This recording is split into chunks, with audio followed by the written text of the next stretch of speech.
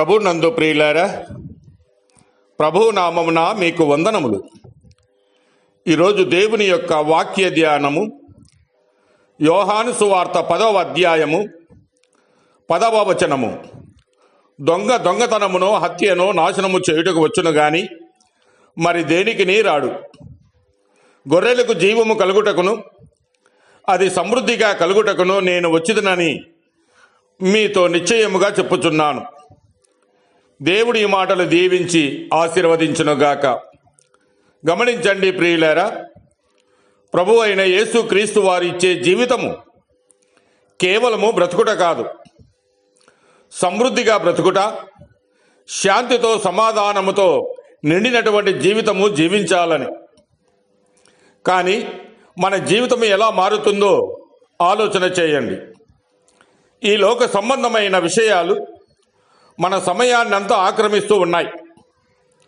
చదువు, ఉద్యోగము, వ్యాపారము, కుటుంబ బాధ్యతలు, సామాజిక ఒత్తిడులు ఇవన్నీ కూడా మన సమయాన్ని మెల్లగా ఖర్చు చేస్తూనే ఉన్నాయి. ఇవన్నీ తప్పు కావు, కానీ అవి క్రమము తప్పితే దేవునికి ఇవ్వవలసిన శ్రేష్టమైన సమయం మన చేతులలో నుండి జారిపోతుంది. సాతాను యొక్క ప్రయత్నం కూడా ఇదే. నీ విలువైన సమయాన్నంతా వ్యర్థమైన వాటికి ఉపయోగించాల చేసి నీ సమయాన్నంతా దారి మళ్లించడమే దాని ఉద్దేశం. అయితే అందుకే క్రమబద్ధీకరణ అవసరమై ఉన్నది. అయితే మనకు ముఖ్యము కాని వాటిని మన జీవితంలో నుండి తొలగించినప్పుడు మన హృదయంలో స్థలము ఖాళీ అవుతుంది. ఆ ఖాళీని దేవుని సమాధానము నింపుతుంది. మనకు శాంతి వస్తుంది, నిజమైన సంతోషము వస్తుంది. మన ఆత్మ నూతన జీవాన్ని, ఉజ్జీవాన్ని కూడా పొందుతుంది. దేవుడు అస్తవ్యస్తమైనటువంటి జీవితంలో సమృద్ధి ఇవ్వడు.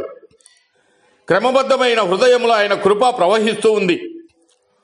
మనం ఒక క్రమాన్ని ఏర్పరిచినప్పుడు, అనగా ప్రార్థనకు సమయము, వాక్యానికి ప్రాధాన్యము, సేవకు సిద్ధత, అప్పుడే దేవుడు మన అడుగులను సరిచేస్తాడు.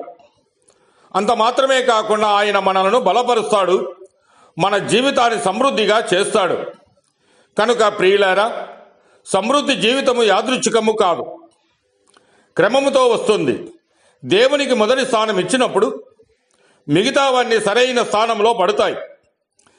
జీవితాన్ని క్రమబద్ధీకరించు, సమృద్ధి జీవితము నీదవుతుంది. దేవుడు మిమ్మల్ని దీవించి ఆశీర్వదించునుగాక.